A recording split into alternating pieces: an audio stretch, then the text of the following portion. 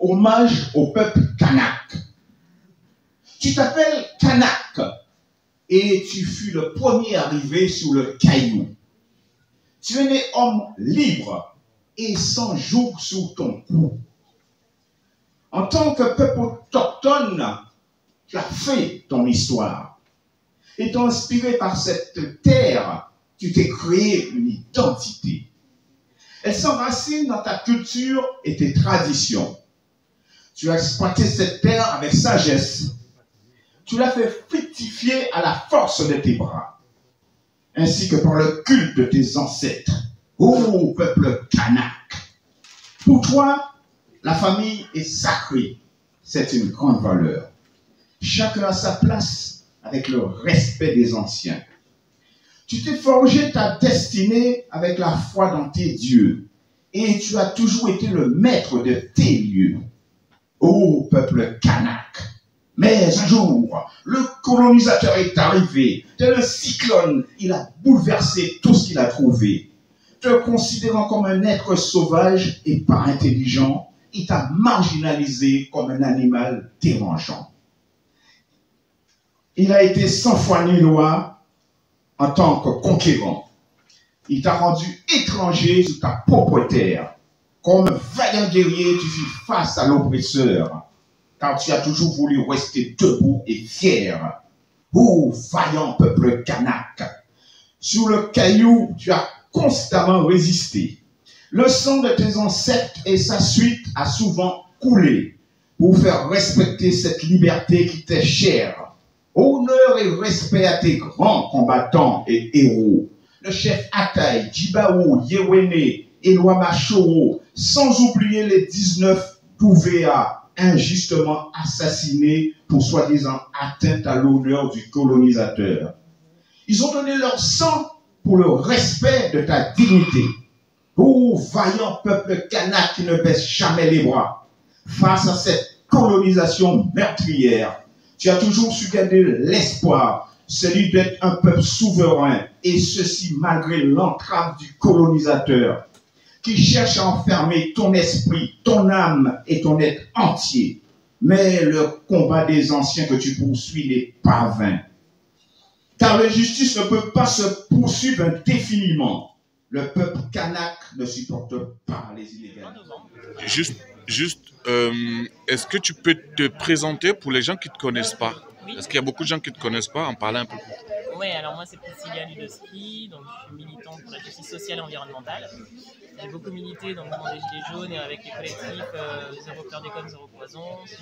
Désolé si j'inverse les deux mentions, mais des fois je me mélange. Mais en tout cas, ce sont les collectifs qui militent pour l'arrêt de l'utilisation du chlordécone sous-marin, mais aussi pour la réparation de ce crime contre l'humanité, contre l'environnement.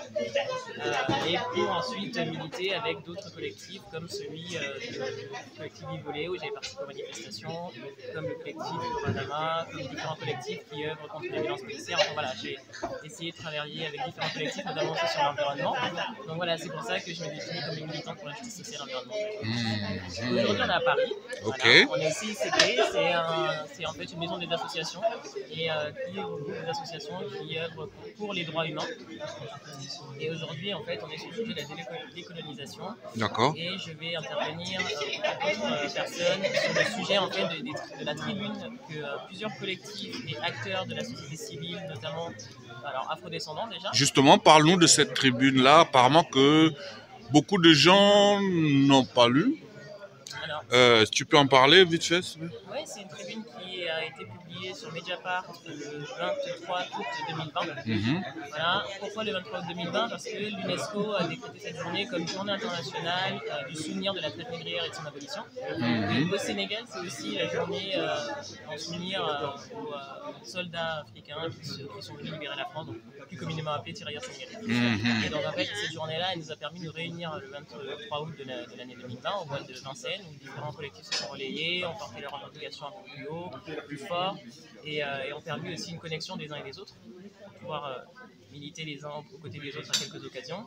Et l'idée là, c'est de aussi faire passer certains messages qui ont été publiés à travers cette tribune, notamment le droit d'accès à certains services de première nécessité, notamment le droit d'avoir une retranscription réelle de l'histoire dans l'éducation, le droit de pouvoir obtenir réparation sur les crimes contre l'humanité qui ont été perpétrés dans les territoires, mais aussi le fait d'avoir une vraie représentation audiovisuelle, parce que le 23 août, ça a été aussi l'arrêt de France O, qui était la seule fenêtre audiovisuelle sur les Outre-mer et qui a été en quelque sorte sabotée pour être menée à sa place. Voilà, donc en gros, c'est ce que dénonçait cette tribune, et c'est alors une des propositions qui est discutée au sein du collectif rédacteur de cette tribune, c'est de porter ces revendications-là auprès des candidats et candidates des présidentielles. C'est pas acté, c'est pas décidé encore, mais en tout cas, à l'approche des présidentielles, on se dit voilà, comment faire en sorte que nos revendications soient beaucoup plus audibles, visibles et qu'elles puissent être prises en compte. Voilà, voilà. En fait, je me rends compte, bon, peut-être qu'on sort un peu de l'échange, avant de revenir sur, même si tu as commencé déjà à parler du sujet que tu vas traiter, peut-être pas des détails de la façon dont tu vas le traiter, mais c'est vrai que tu es connue comme celle qui a lancé le mouvement des Gilets jaunes, hein, même si ça ne plaît pas à certains Gilets jaunes de te présenter comme ça, mais moi j'ai connu le mouvement des Gilets jaunes grâce à toi, voilà, je t'ai découvert, je me suis dit waouh, c'est une sista, c'est quoi ce délire? Et effectivement, j'ai discuté avec plein de Gilets jaunes qui n'ont pas contredit. Devant caméra, enfin, derrière la caméra, ils ne contredisent pas. Mais devant la caméra, chacun veut prendre le leading et tout. Bon, bref, je ne veux pas rentrer dedans. Mais tu es connu sur cet angle-là. Mais en fait, après ta petite présentation de tout de suite, je me rends compte qu'en fait, tu es une militante panafricaine, en fait. Je me rends compte que tu es vraiment une militante, peut-être panafricaine, c'est peut-être un gros mot, mais je veux dire, ça dépasse le cadre des Gilets jaunes, en fait. Ça a été le moyen de dire ici en métropole qu'il y a aussi des injustices, mais ensuite en tant qu'individu, en tant qu'afrodescendante, originaire des Outre-mer et ayant des ancêtres du continent africain, on ne peut pas nier cet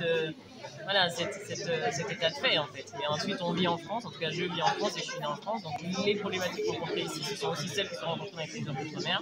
Il y a aussi des choses à dénoncer en rapport avec le continent africain. Voilà, la France a un certain monopole et une assise que beaucoup dénoncent depuis longtemps. Et l'idée c'est comment disperser son énergie dans les différents pays pour ne pas s'éparpiller, mais aussi pour être au bon endroit au bon moment, là où on peut soutenir et pouvoir porter la voix des uns et des autres. Donc du coup voilà, on ne peut pas dénoncer certaines injustices sans dénoncer d'autres compte tenu de nos origines. Tout à fait, tout à fait. En tout cas, merci. Si on veut te suivre, est-ce que tu peux rappeler s'il y a un site, des réseaux où on veut continuer à soutenir la sœur Priscilla Ludowski dans son combat, ses combats, ses initiatives, voilà. Donc, moi, je suis sur Facebook, Twitter et LinkedIn à mon nom et prénom, donc Priscilla Uleski. Ensuite, je fais du conseil en mobilisation, stratégie de mobilisation et communication via ma page Nexus. Et à côté de ça, je suis plutôt souvent dans différents collectifs, non en lead, mais en tout cas en participante à certaines mobilisations. Voilà. En tout cas, je te remercie beaucoup, ma sœur.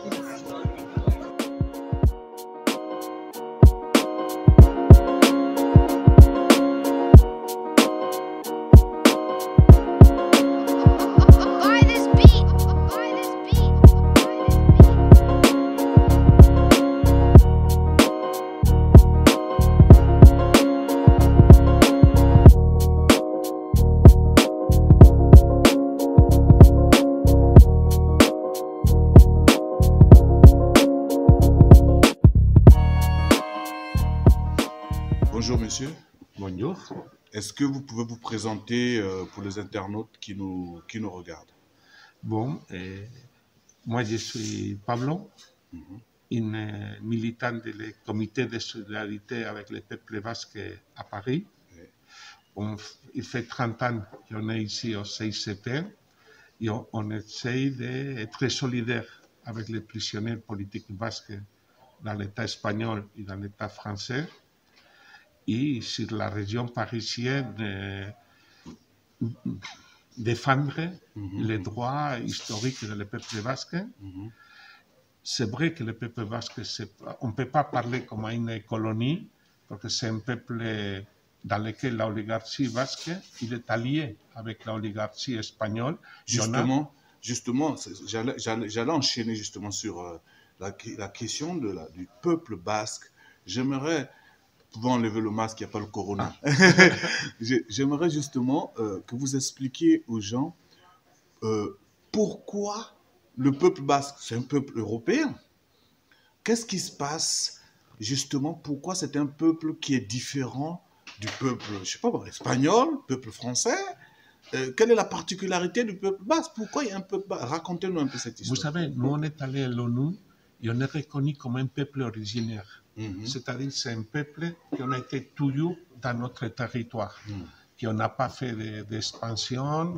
Même on pense que dans le néolithique, l'âge de pierre, la population qui était au Pays Basque, il parlait de ces langues qu'il parlait, il a évolué à la langue qu'on parle nous en ce moment, l'Euskara. L'Euskara, c'est la langue de les Basques, c'est la langue plus ancienne en Europe. Ah, donc elle est plus ancienne que les langues françaises, espagnoles. Le basque est plus ancien. Vous savez, les langues françaises et espagnoles, ils viennent du latin. Et le basque, il est bien avant de toutes ces langues indo-européennes. Par Europe, ils sont passés beaucoup de populations. Et on a eu des migrations, des mutations, des choses, beaucoup de peuples. Et nous, on a été autour des Pyrénées, si vous voulez. On a développé notre langue, notre culture, que c'est une culture particulière, et notre volonté d'être reconnu comme un peuple. D'accord. Alors maintenant, racontez-nous justement, parce que les premières fois où on a entendu parler de la lutte, entre guillemets, des Basques, c'est par le théâtre. C'est par... racontez-nous un peu cette histoire, justement, comment cette histoire du peuple basque, par rapport à l'État espagnol et aussi par rapport à l'État français. Expliquez-nous aux gens qui ne connaissent pas tout ça. Pour résumer, vous savez, la consolidation du peuple basque dans le Moyen-Âge, il était le royaume de la Navarre. Le royaume de la Navarre, il a pris historiquement ce qu'il était le peuple basque. En 1452, l'Espagne, ils sont les royaumes de Castille et d'Aragon. Ils ont fait, on peut dire, un peu l'unification de l'Espagne et la conquête de l'Amérique du Sud. Et suite à ça, tous les châteaux qu'il y avait au Pays Basque, ils ont été détruits. Et il commence notre oppression. Mais à cette époque-là, le peuple basque, toujours, il a lutté pour garder son spécificité. Et tout ça, il a été los fueros. Los fueros, c'est que dans le cadre de l'Europe, le peuple basque, il ne servait pas dans l'armée espagnole. Il y avait toujours, et on pouvait garder notre langue, on gardait notre culture. Bon, il y a eu une répression terrible pour l'Inquisition espagnole et la persécution et exécution de beaucoup de Basques pour ne pas être catholiques. On parlait beaucoup de les sorcières basques et sa résistance qu'on a eue. Après, pour revenir un petit peu dans le siècle XIX, le peuple basque il a essayé d'être indépendant. Il y a eu 3 guerres contre l'Espagne, la guerre carliste, c'est-à-dire que la partie basque dans le territoire français, c'est très petite. C'est-à-dire que c'est à peu près 7-8% de le territoire basque. Pratiquement tout, il est au sud, en Espagne. Et les 3 guerres carlistes, il a été contre l'Espagne. Suite à l'organisation du peuple basque, 1936, le peuple basque, la République en Espagne, alliée à toutes les forces progressistes d'Espagne pour avoir une république et que la monarchie il parte, la République espagnole il a reconnu l'indépendance des Pays Basques et de la Catalogne. Et nous on a eu José Antonio Aguirre, qui a été le premier président, si vous voulez, de cette République basque. Mais il y a eu le coup d'État de Franco, soutenu par Hitler et Mussolini. Pour vous dire, un village qui est beaucoup important dans le peuple basque, c'est Guernica. C'est à partir de là que l'oppression justement du peuple basque commence alors, c'est ça? Bon, oui, ça s'est plus accentué, c'est-à-dire la Légion Condor allemande, il a bombardé Guernica, parce que Guernica, il y avait un arbre, et les Basques ils se rassemblaient autour de ça pour faire la démocratie, les coups. Et le coup d'État de Franco, il a fait qu'il s'annexionne la Catalogne et les Pays Basques, il y a un gouvernement fasciste. Et Franco, quand il a décédé, c'est un fasciste qui est mort dans son lit, il a nommé un roi. Et c'est le roi Juan Carlos I. Et bon, dans les années 50, 60, 57 exactement, il y a une organisation antifasciste ETA. La fameuse ETA, justement, qui est décrite comme... Bon, on montre toujours le côté terroriste. Ils ont posé des bombes, ils ont tué des gens, etc. Un peu comme Daesh, en fait. Mais bon, justement, essayer d'expliquer aux internautes qui ne connaissent pas bien. Bon, je ne dis pas qu'il faut les célébrer, mais au moins que les gens comprennent en fait de quoi il s'agit. Vous savez, quand les Allemands ils sont envahis la France, il y a eu la résistance. La résistance, c'était des terroristes. Pétain, il était le président de la France et il a tué les résistants. Et contre le fascisme, c'est difficile de lutter. Il est parti du peuple basque, comme beaucoup d'Espagnols. Franco, il a tué des centaines de résistants. Et le dernier qui est mort avec le garrote vil en Catalogne, c'est Pusantis, le secrétaire général du Parti communiste espagnol. Il a été aussi tué, exécuté. C'est-à-dire que ces luttes antifascistes, il a permis que Franco il avait pensé avoir comme son successeur l'almirante Carrero Blanco, un fasciste très connu. Et bon, il a mis une bombe et il a sauté. Et suite à ça, c'est le roi d'Espagne. Franco il a nommé un roi qu'il a sorti de son chapeau. Et même aujourd'hui, il est dans l'exil. Il est parti à les Émirats Arabes Unis, parce que c'est une des meilleurs trafiquants d'armes qu'il y a eu dans le monde. Il a fait une fortune. Il calcule qu'il y a à peu près 3 000 millions d'euros, ce roi. Et c'est son fils qui est le roi. Il ne savait rien. Donc, bon, ETA, il a pris la lutte armée comme une façon de revendiquer, de demander les droits historiques du peuple basque. Il fait 10 années,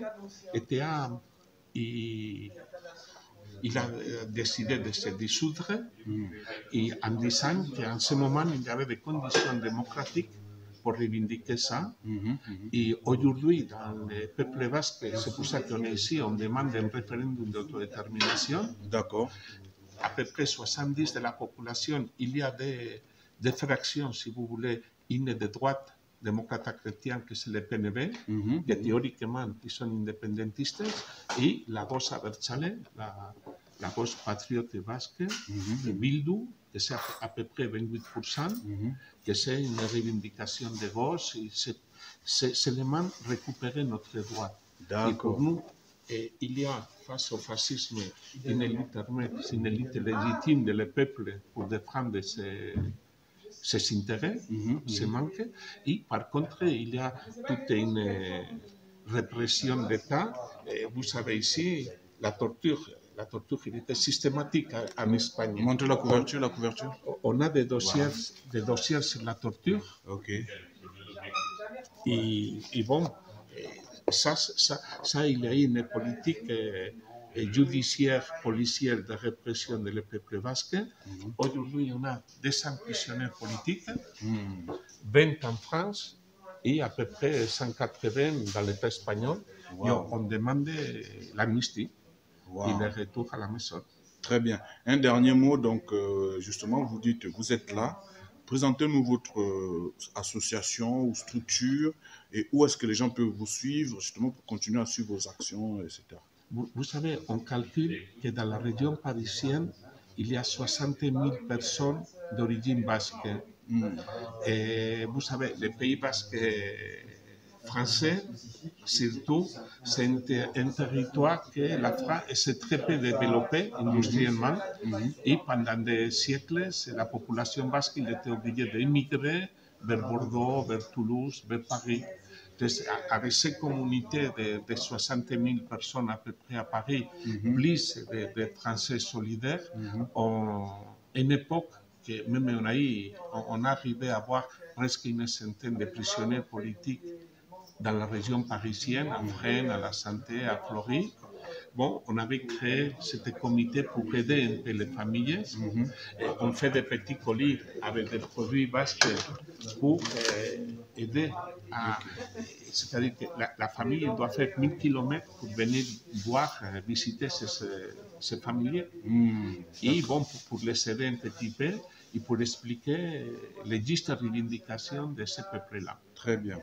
En tout cas, je vous remercie, monsieur. À vous, et je repasserai encore une autre fois justement pour voir. Quand vous voulez, on est ici. Merci. Au revoir. Au revoir. Alors, bonjour madame. Bonjour.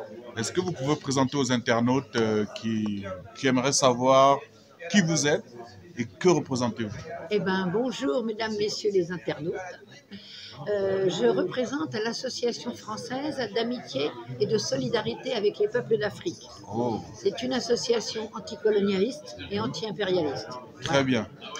Donc, vous vous appelez? Je m'appelle Michel de Caster et j'en suis la secrétaire générale. D'accord, voilà. Très bien. Est-ce que vous pouvez nous décrire un peu, c'est quoi cette association? Quel est le but?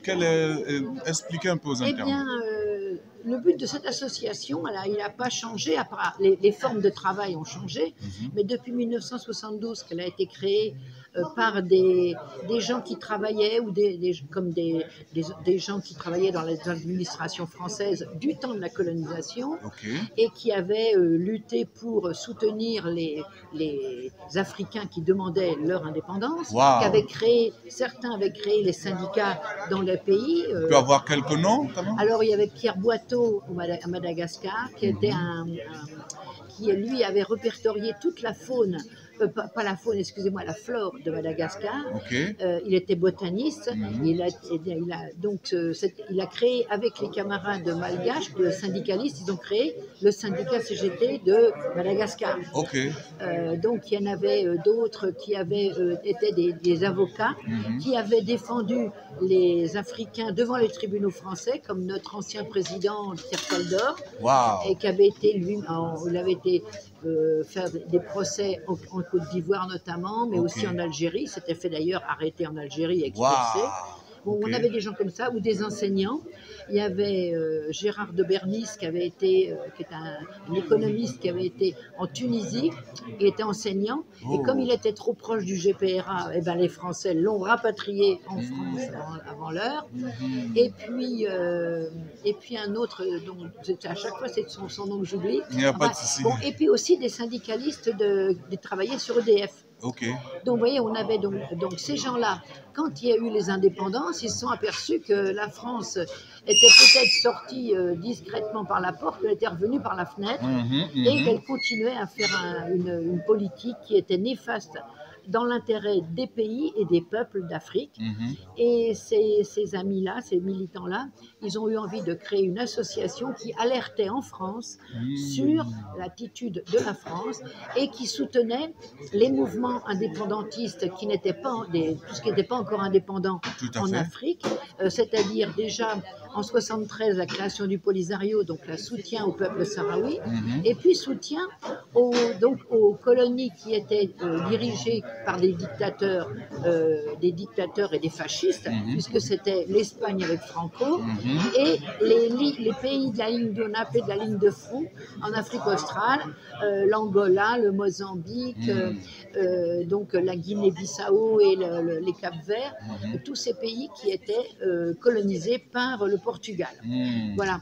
Donc ça a été les premières actions à l'époque, c'était de soutenir les mouvements indépendantistes et de faire connaître cette situation en France, et puis de faire connaître la manière dont la France, elle était partie avec ses accords de soi-disant de coopération et de défense, qui en fait corsetaient complètement et amenaient dans les pays africains des dictateurs à la solde de la France. Voilà, donc on avait, voilà, c'était ça l'origine.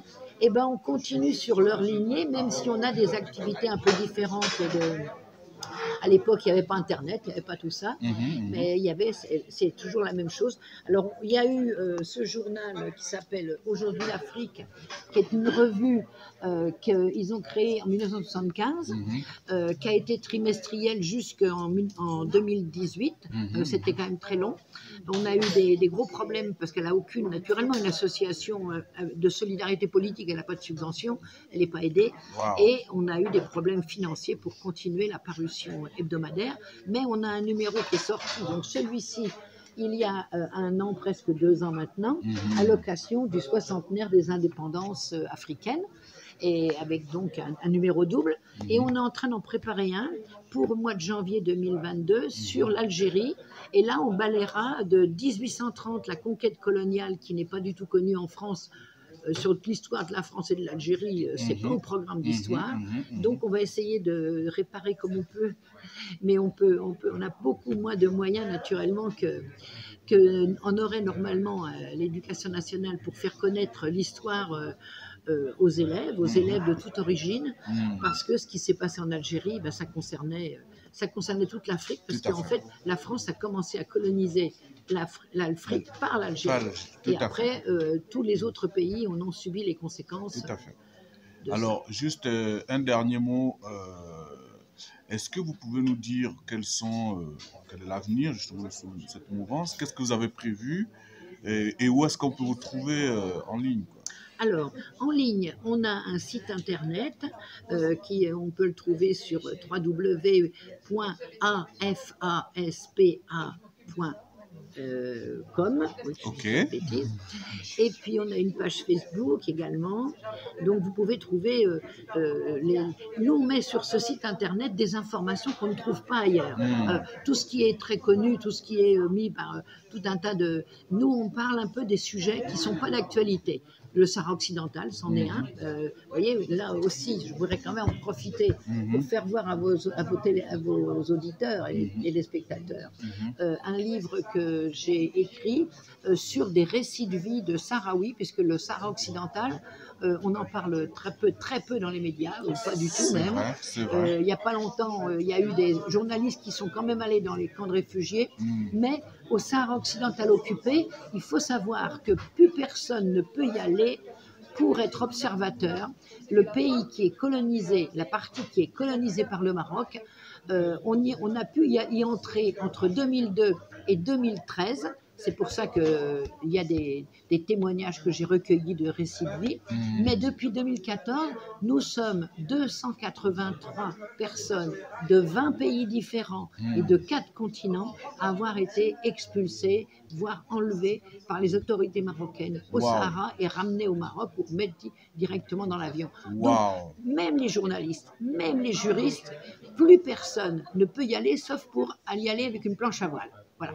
Mais il faut rester sur la planche à voile, il ne faut pas aller discuter avec les Sahraouis. Donc voilà, le roi du Maroc, il faut aussi le dire au public africain, que finalement, s'il y a un pays dans le monde où on ne peut plus mettre les pieds, c'est le Sahara occidental occupé, la partie occupée. Très bien. Je pense que je reprendrai contact avec vous parce que c'est une problématique qui agite le continent africain. D'ailleurs, il y a un risque de conflit en ce moment entre l'Algérie et le Maroc. Ah oui, avec ce que le Maroc a aussi attaqué l'Algérie accuse, etc. Le Maroc a bombardé quand même des véhicules civils sur la route qui passe au Sahara occidental et en Mauritanie. Donc c'est quand même grave. Voilà, on a besoin vraiment de toutes ces informations. Donc le temps qui nous est imparti, malheureusement, il est court. Mais je reviendrai, je reprendrai contact avec vous. Redonnez votre site internet, tous les points pour vous contacter. C'est donc afaspa.com. Voilà. En tout cas, merci madame. Il n'y a pas de quoi, c'est moi qui vous remercie. Merci. Bonjour mesdames. Alors, est-ce que je peux vous demander de vous présenter au public qui ne vous connaît pas? Nous sommes des militantes du comité de soutien aux peuples autochtones des Amériques. Ah, donc vous présentez les 3 personnes. Voilà, moi c'est Colline. Jamila, bénévole au CSIA Nitassidan, comité, comme l'a dit ma camarade, en solidarité avec les peuples autochtones des Amériques. D'accord. Et Catherine, idem, depuis 30 ans. Voilà. D'accord. Ça fait 2 ans et demi. Je suis plus jeune. Est-ce que vous pouvez nous expliquer aux internautes c'est quoi cette organisation de soutien au peuple autochtone? On est une association qui existe depuis plus de 40 ans. Oui. Et qui donc apporte son soutien et essaie de visibiliser en France les luttes autochtones qui se passent en Amérique du Nord, au Sud, au Canada, aux États-Unis, Amérique du Sud, D'accord. notamment, en Guyane dite française, et aussi en Nouvelle-Calédonie. Voilà. D'accord. Et pourquoi les peuples autochtones d'Amérique? Est-ce qu'il y a une, comment dire ça, des origines peut-être de l'une d'entre vous? Ou qu'est-ce qui a motivé justement cette orientation de cette association? C'est en 1977, quand il y a eu une grande délégation d'Amérindiens qui s'est rendue à Genève pour demander, pour se rendre visible et dire nous, on existe en tant que peuple, même si notre existence est niée, notamment aux États-Unis, Canada, parce que c'était une délégation essentiellement du Nord, si je me souviens bien. Je n'y étais pas. Certaines d'entre nous y étaient. La fondatrice les 2 cofondatrices de l'association y étaient. Et à cette époque-là, donc, les délégués autochtones ont demandé s'il était possible que se mettent en place des groupes de... Alors à l'époque on disait soutien, maintenant on dit plutôt solidarité avec les peuples autochtones des Amériques. D'accord, donc je suppose que vous êtes en contact avec les organisations sur place, qui se battent sur place, c'est ça? Oui, bien sûr. Est-ce que vous pouvez nous en parler un peu de la lutte sur place avec laquelle vous êtes en coordination? Il y en a énormément. Il y en a énormément.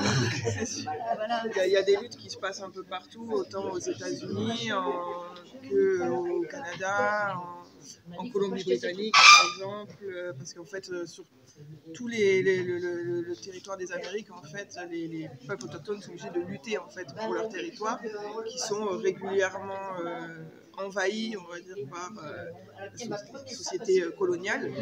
Donc, notamment, par exemple, pour tout ce qui est construction de pipeline, voilà, extraction d'énergie fossile, de métaux, d'uranium aussi, énergie éolienne. Voilà, au Brésil, ça va être beaucoup de déforestation, par exemple, ou en Guyane, la recherche de l'or, en fait, voilà, des mines d'or qui sont illégales et qui détruisent en fait tous les territoires et qui apportent sur les territoires en fait des choses, des choses très très négatives comme voilà, l'alcool, il va y avoir beaucoup aussi de viols sur les femmes dans les communautés, en fait, à proximité de là en fait où s'établissent les camps, en fait. Voilà. Les camps d'ouvriers qui travaillent sur les pipelines, par exemple. C'est des camps d'hommes, comme on le dit là-bas. Et effectivement, il y a une délinquance qui est liée à cette proximité. Voilà. Et par rapport à l'histoire, justement, parce qu'on sait que ces peuples ont été génocidés, oui, justement pour qu'il y ait des pays comme les États-Unis et tous les pays modernes, en fait. Est-ce que votre lutte va jusqu'à réclamer que les États-Unis, en fait, reviennent aux Indiens, le Brésil, que tous ces pays soient effacés? Ou bien c'est juste un maintien des espaces naturels dans lesquels vivent pour pas qu'on a... Voilà, expliquez-nous un peu. Tous les traités qui ont été conclus depuis la découverte de l'Amérique, voilà, soit respectés. C'est-à-dire qu'il y a eu beaucoup de traités qui ont été conclus entre les communautés autochtones et la société coloniale, les colons, pour délimiter au moins un minimum des territoires qui restent sous la possession des peuples autochtones. Et en fait, tout est constamment violé, voilà, c'est jamais respecté. Et au final, aujourd'hui, les droits à ce niveau-là ne sont jamais respectés, en fait. Et tout est mis en place pour essayer un peu de gagner toujours du terrain sur les territoires autochtones par quelques moyens que ce soit, en criminalisant les militants autochtones, voilà, les défenseurs de l'environnement sur place, voilà. Donc on aimerait à minima, sans dire qu'on veut effacer, qu'on voudrait que soient effacés les pays comme les États-Unis ou le Canada, mais au moins les territoires qui existent, qui devraient exister aujourd'hui, soient respectés, quoi. Je crois qu'on parle corrigez-moi si je me trompe, hein, on parle de réserve, non? Que les Indiens sont en fait parqués dans des réserves. Qu'est-ce que ça veut dire? Est-ce que vous pouvez éclaircir un peu ce point, s'il vous plaît? Alors les réserves,